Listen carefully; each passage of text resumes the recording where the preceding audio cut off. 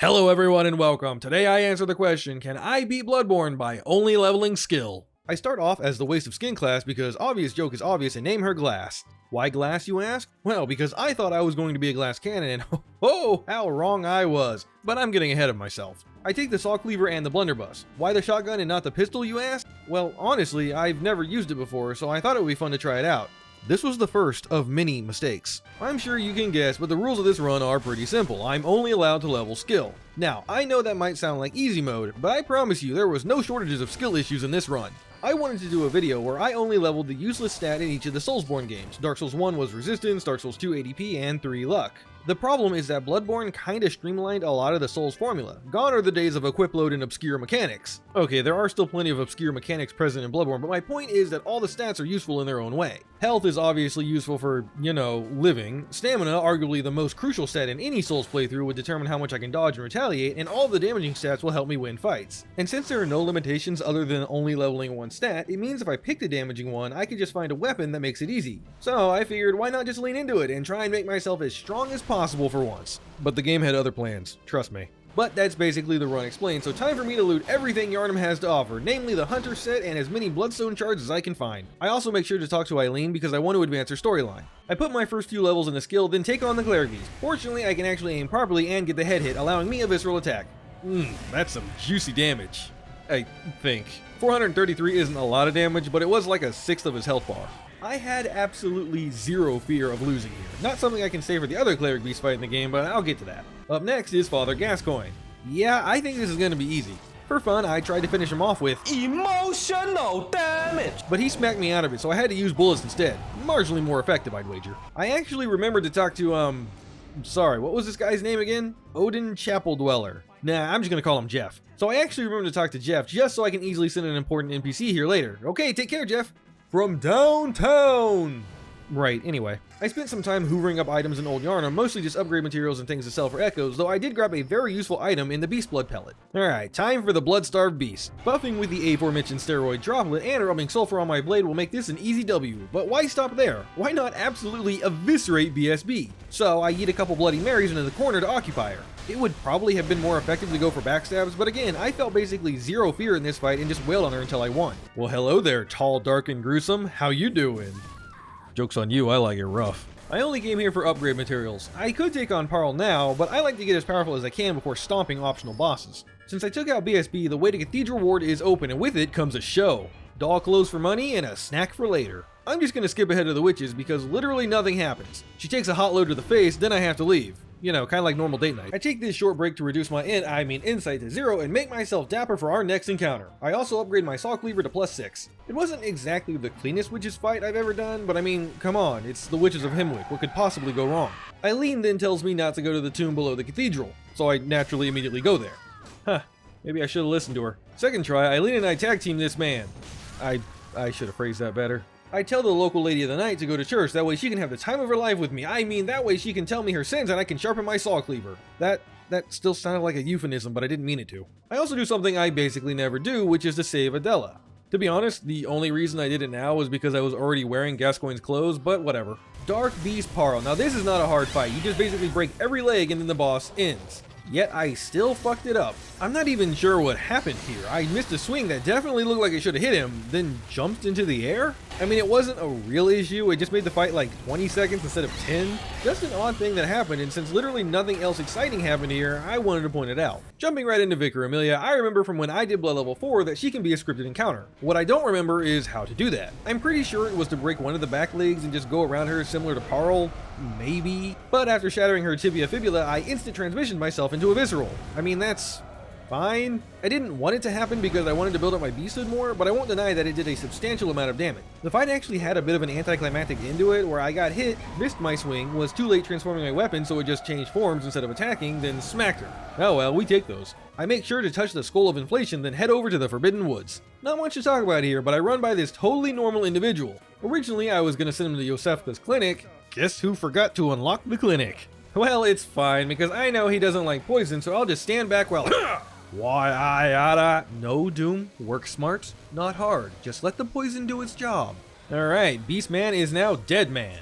There wasn't a huge point in doing that, I just wanted to. Maybe I'm the real monster here. Nah. Oh look, the item to get into the DLC. Hey doll, are there any trash cans around here I can throw this into? Maybe a wood chipper? Time for copyright-free Nazgul. One thing I haven't mentioned yet is that skill actually governs how much damage you do from a visceral attack.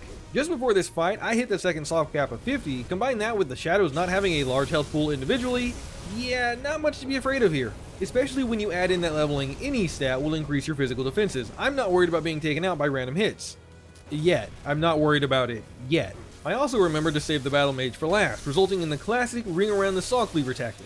I cast fuck you! Rom the vacuous spider. I don't know about y'all, but the only spider I want to be vacuous around would be Racnera. What's that? Vacuous means lacking intelligence? Well, I guess I was the vacuous one all along. Anyway, similar to Vicar Amelia, I know there's a way to quick kill Rom in one cycle. The problem is, I don't really know how to do it. I know you're supposed to punch her in the face to build your beasthood, then just win, but I couldn't manage to pull it off. Still managed to lob off half her health though, completely skipping phase 2. But I forgot to watch my surroundings and one of the baby spiders caught me off guard. To be fair, if a spider the size of a Great Dane jumped on me, I'd die too. Second try, I don't even bother with the cheese. Mostly because I'm lazy and I don't want to look up the proper way to do it, but either way, she goes down. Oh my god, I loved your work in Shikaku ga Suki na Ojo-sama. Can I have your autograph? Okay, it's time for something I was dreading the whole run. Well, one of the multiple things. Eileen has met her match, and it's time for me to step up and have the hunter become the hunted, but not me, I'm the hunter hunting the hunter that'll be hunted by the hunter. I'm weirdly bad at NPC style fights, and this one I would consider to be one of the harder ones in the whole game. Fortunately for me, he wields a Chikage and has about the same amount of self-preservation instinct as a lemming. When he's lower on health, he'll stop self-damaging, seemingly remembering that he actually wants to live, but at that point a few viscerals are enough to bring him down. The real reason why I did any of this was so I could buy the Blades of Mercy, a weapon for true skill users. Unfortunately, I spent everything I had just to buy it, so I can't upgrade it, but that's nothing clearing out a few enemies can't fix. It's over, witches. I have the high ground. Wait, that's not how the story goes. It was at this point that I noticed. My blood vials aren't replenishing. I hadn't really thought about it because I had more or less been first trying everything I went up against, but yeah, I hadn't bought any this whole playthrough. So I grabbed the Upper Cathedral key since I'm here anyway, then wore back to the dream and leveled up my twin daggers. Then I spent every remaining drop of blood I have on heals. I could always just kumfuk myself for them, but since I have a weapon that can actually deal damage this time around, I won't. I wanted these because the trick form can attack really quickly, meaning I can get lots of hits in while it's buffed. Can you see the issue with this plan? No? Here, let me help. These daggers are magical. Apparently. At first I thought I had just accidentally socketed a gem that had arcane damage on it, but nope. For some reason, these daggers have innate arcane damage and thus I cannot buff with fire or bolt paper. Fortunately, I can still use beast blood, but like, that kinda rains on my parade a bit. I actually thought about going back to the saw cleaver because of this, but nah, I worked hard for these daggers, so I'm gonna use them. Since I knew I had the damage for the One Reborn, I decided to try and ignore the bell bitches in the rafters. What I wasn't prepared for was the invisible puke. That was just a practice attempt, I swear. On the winning attempt, I did the old break all of its legs until it dies trick. Now I finally look the part. My next target is Amy, and I actually did decide to switch back to the saw cleaver, specifically so I could have a high vertical attack in an attempt to hit her in her almond head. Unfortunately, I never remember where to stand, so I didn't get that juicy charge attack. Oh well, I'm sure it's not an issue. Several skill issues later. I can't believe this, but I'm actually going to have to come back to Amy. It's fine. I'm sure nothing bad will happen in the Nightmare of Mensis. I want to pick up the Shaman Bone Blade for the silly cheese later and... What are you doing? Move! Time for Megalash. As you can imagine, phase 1 is, yeah... Phase 2, well, honestly, I can't even be bothered. He doesn't deserve my respect, so I'll just watch him perish from up here. Time to do a little bit of cleanup. First, I get the world's worst nerd's rope from my favorite lady of the night, then the claw mark rune from Gilbert, the cane her summons and another piece of candy from Yosefka's clinic, the cosmic eye watcher badge from the Upper Cathedral ward, and lastly some various upgrade materials including the blood rock. With a pair of plus 10 daggers, I take on the wet nurse. Everything was going great, until it wasn't. Honestly, I'm disappointed with myself. I consider Murgo's wet nurse to be one of the easiest bosses in the game, so dying to her is more than a little embarrassing. Second try though, I redeem myself. I make sure to eat all my licorice and then head over to talk to Gehrman. At this point my skill is pretty high, and I have the extra damage on Visceral, so I'm expecting Parry Riposte to be easy mode here. That didn't do anywhere near as much damage as I thought it would. But after 8 riposts and a couple slashes for good measures, Gehrman goes down and only one boss remains. Psych! You thought I was gonna stop the run here. With so many bosses left? Hey, don't look at me like that, Fist of Gratia run. You're different. In the Upper Cathedral ward, I take on the Blue Man group, and this is why I wanted the Bone Blades. Just check out how much damage they can inflict to each other. Watch as your own friends rip you to pieces. Ha ha! I said get torn to pieces by your own friends.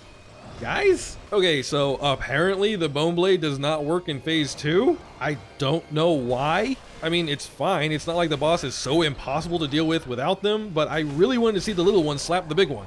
Guess I'll do it myself. With those echoes and a bit of farming, I can become Gehrman 2.0, ready to rip my enemies to shreds. Except this fucking thing also has innate arcane scaling. Why? Actually, why though? Whatever, it's fine. I'll just have this dumb split damage. It's not even leveled up all the way, so I head over to Council Canehurst and nab a few more bloodstone chunks. My plan for Martyr Logarius was to just chop him to pieces in phase 1. I mean, yeah, you could parry repose, but like, the strategy of hit him once then dodge forward and to the left works pretty well. When he phase transitions though, I do get that juicy backstab in the visceral combo. Second time's a charm. Third time's a charm. Fourth time's a charm. Fifth time's a charm. First try, baby. I quickly run around and grab a few chunks to make my weapon +9, then take on Ebrietis. It's gonna be like that, is it?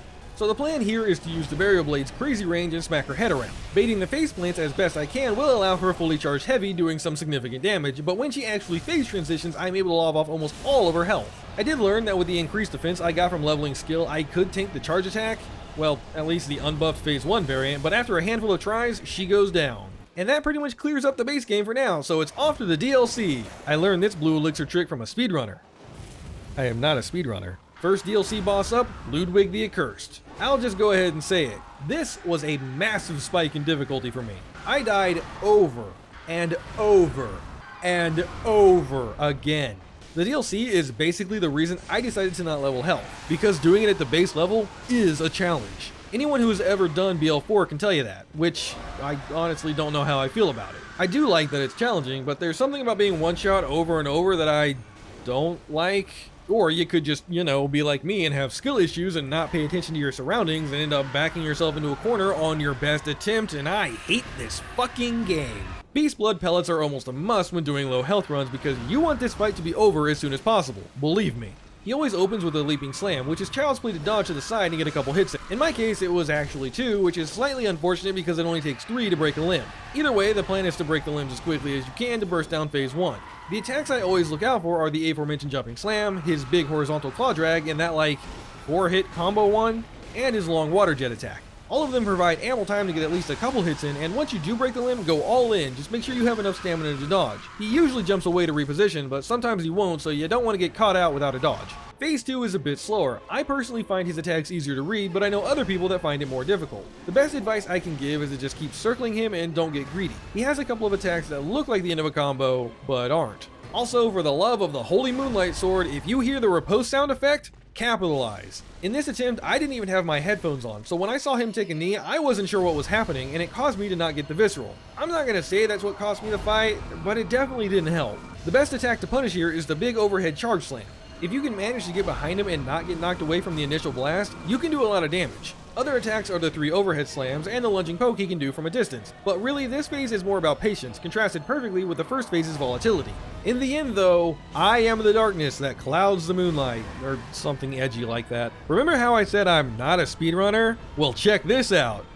Yep, still not a speedrunner. Living Failure is a fight that I wasn't super worried about. I mean, sure, they have a lot of health, and there's 4 of them, but they can be parried. Maybe that's why they're failures, because they never gained immunity to bullets. The fight goes on for a while, but that's mostly because I'm absolute dog water at landing the parry and just fire my gun randomly hoping for the best outcome. I'm no lore expert, but isn't it canon that Maria and Gehrman were here or something? I don't know, someone who knows a thing or two about the lore, comment down below and educate me. I love this game to pieces, but I'm pretty vacuous about that. See? I learned a new word today. Maria is pretty easy if you parry riposte her. Okay, I guess she just fucking cheats then. This actually happened twice. Like, in a row. I don't think I've ever seen that. I can only imagine it's because I'm quick stepping in, but at the same time, I've always used quick step ins to close the distance. Maybe I'm hitting R1 too soon, but how come it's only now happening to me? What shadow update did they do to this game? I didn't realize she could basically 180 with that attack. Guess I'm glad it missed. I sprint my way through the hamlet, only stopping to grab the blood rock, then +10 my burial blade and +5 my blunderbuss, for some reason. Then it's off to fight the Orphan of Cause. Great start. So I had a couple of problems with the Orphan, and yes, both of them were skill issues. The first is that while in short sword form, I struggle to land the backstab after he leaps over me. I actually still managed to mess it up even in scythe form, but I swear this was way less common. The other issue is the blunderbuss. I'm going to guess that the idea of it is that you have a lower damaging projectile that has a higher chance to hit targets as it's a spread, not a single shot. The problem is that however the code functions for riposte causes it to be less effective as it's further away. Well, I say a problem, but it's likely intentional, but it is a problem when your muscle memory of only using the hunter pistol is telling you, yeah, you'll definitely get that parry if you fire from this distance, only to get a placenta to the face. It also fires slightly slower than the hunter pistol, so that's definitely not helping. It's been a constant issue throughout this run, but it was really put on blast during this fight. Pun intended. The ending of the fight actually had me laughing though. 3 times in a row, he did his very easy to parry thrash, I missed, got a uterine uppercut only for him to jump over me and then get backstabbed. 3 times! What a stupid dance. That being said, it did cause me to get the no animation phase 1 ending, so that's cool. ET phone home or something. Also, what is going on with my shoulder?